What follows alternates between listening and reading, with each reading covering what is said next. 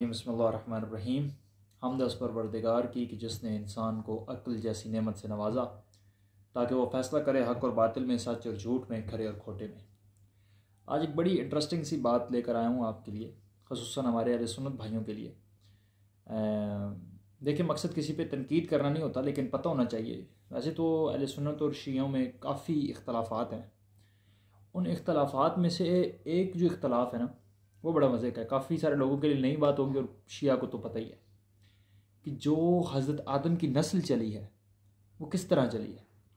یعنی جو پہلے مرد تھے دنیا میں وہ تو حضرت آدم تھے، اور جو پہلی عورت تھی وہ تھی بی بی حوا۔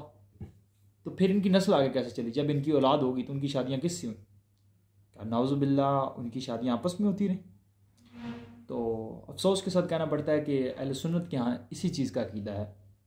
آپ ہمارے بھائی ہیں، ہمارے عزیز ہیں، اختلاف کرنا ہمارا حق بنتا ہے کہ آپ کے عقیدے کے مطابق جو ہیں وہ حضرت آدم کے بیٹے بیٹیوں کی شادی آپس میں ہوئی ہے، جبکہ میں آج مجھے اس وجہ سے یہ خیال آیا کہ قرآن کی ایک آیت پڑھ رہا تھا کہ جس کے اندر اللہ تعالیٰ نے کہا ہے کہ جس عورت کا تم دودھ پی لو نا، اللہ تعالیٰ نے شریعت کے اندر اتنی حیا رکھی ہے، اتنا اس چیز کے اوپر زور دیا ہے کہ جس عورت کا دودھ آپ پی لیتے ہو نا، وہ عورت بھی آپ کے لیے حرام ہو جاتی ہے، آپ اس سے نکاح نہیں کر سکتے۔ اور نہ صرف وہ عورت آپ کے لیے حرام ہو جاتی ہے، بلکہ جو اس کی اولاد ہے وہ بھی آپ کے لیے حرام ہو جاتی ہے۔ اب سوال یہ پیدا ہوتا ہے کہ وہ آدم کی نسل چلی کیسے؟ حضرت آدم علیہ السلام کی نسل آپس میں بہن بھائیوں نے شادی نہیں کی، تو پھر نسل چلی کیسے؟ یہ کیسے یہ آگے نسل آگے بڑھی کیسے؟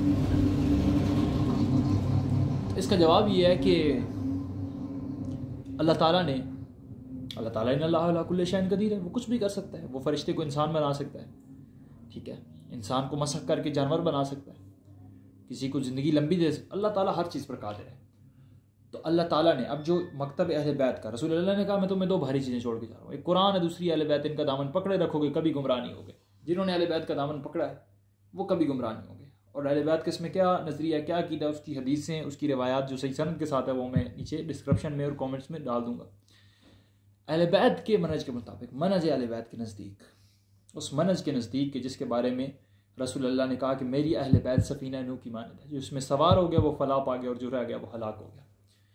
اہل بیت سے جب یہ سوال کیا گیا کہ حضرت آدم کی نسل کیسے چلی، لوگ تو یہ کہتے ہیں کہ یہ رویہ تھا۔ امام نے کہا نعوذ باللہ، لوگوں کا یہ عقیدہ ہے۔ کیا اللہ تعالیٰ اس چیز پر قدرت نہیں رکھتا کہ وہ لوگوں کو حلال طریقے سے پیدا کر سکے؟ وہ روایات میں نیچے بھیجوں گا، آپ پڑھیے گا۔ تو اس وقت حضرت امام جعفر صادق سے اور دیگر بہت ساری روایات ہیں اس ٹاپک پر، تقریباً شیعہ کا، تقریباً کیا اوورآل شیعہ کا اس مسئلے پر اجماع ہے کہ اللہ تعالیٰ نے، امام نے فرمایا کہ اللہ تعالیٰ نے جنت سے دو حوریں بھیجی تھی، جن میں سے ایک کا نام نزلہ تھا، نزلہ، اور دوسری کا نام منزلہ تھا۔ ان دو حوروں کے ساتھ آدم کے بیٹوں کا نکاح ہوا۔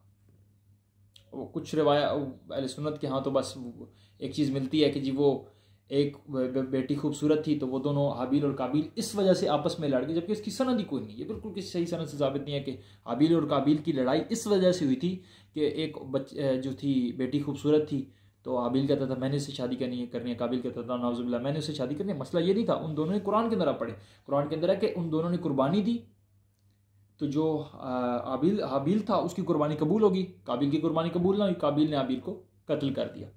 تو یہ مسئلہ نہیں تھا، یہ خدا کا قرب اسے نصیب ہوگا، وہ اس چیز سے حسد اس نے کیا اور اس وجہ سے اس کو قتل کر دیا۔ بہرحال اللہ تعالیٰ نے دو حوریں بھیجی، ان حوروں سے اب بہت سے لوگ کہیں گے یار یہ کہاں سے حوریں کہاں سے آ گئے؟ تو یہ اللہ تعالیٰ کے لیے کوئی مشکل نہیں ہے۔ اللہ تعالیٰ نے مجھے بتائیں، یہ پہلی دفعہ نہیں ہوا۔ اللہ تعالیٰ نے جب قوم لوط لڑکوں کے ساتھ زنا کرتی تھی تو اللہ تعالیٰ نے فرشتوں کو جوان اور خوبصورت لڑکوں کی شکل دی نا، ان کو ان لوگوں کے پاس بھیجا نا۔ تو جو اللہ تعالیٰ انسان کو جن بنا سکتا ہے، انسان کو انسان سے حیوان بنا سکتا ہے، فرشتوں کو انسان کی شکل دے سکتا ہے، اس کے لیے کوئی مشکل نہیں ہے کہ وہ حوروں کو عورتوں کی شکل دے دے۔ پھر ان عورتوں نے جو ہیں حوریں تھیں ان کو اللہ تعالیٰ نے جنت سے بھیجا، ان عورتوں کی شکل اختیار کی اور ان سے وہ شادی ہوئی، اور اس طرح حضرت آدم علیہ السلام کی نسل چلی ہے۔ اب ایک غیر مسلم نے جب سوال کیا نا اس پر، ایک داریہ کے ساتھ جب بحث ہو رہی تھی تو اس نے اس پر جب سوال کیا، اس نے کہا کہ جی آپ کیا ایمان ہے، آپ کا کیا دین ہے؟ آپ کی تو ابتدا اس سے ہے کہ اللہ تعالیٰ نے آدم اور حوا کے بیٹے اور بیٹیوں کی آپس میں شادی کی۔ تو میں نے اس سے کہا، میں نے کہا اسلام میں اس چیز میں اختلاف ہے، اسلام کے دوسرے رخ کو بھی دیکھو، اس رخ کو دیکھو کہ جس رخ کے بارے میں نبی نے فرمایا 2 بھاری چیزیں چھوڑ کے جا رہا ہوں، ایک قرآن اور دوسری اہل بیت. تو اہل بیت نے وضاحت کی. میں نے کہا اسلام میں اس میں اختلاف ہے. 2 عورتیں اور آئی تھیں جن سے حضرت آدم علیہ السلام کی شادی ہوئی تھی. اگر اس معاملے میں آپ کی کسی حدیث یا کسی روایت پر تحقیق ہے تو مجھے لازمی پیش کریں. اللہ تعالیٰ آپ کو سب کو جزائے خیر دے، اللہ تعالیٰ آپ کے لیے آسانیاں کریں. دعاؤں میں یاد رکھیں. جزاک اللہ. السلام علیکم.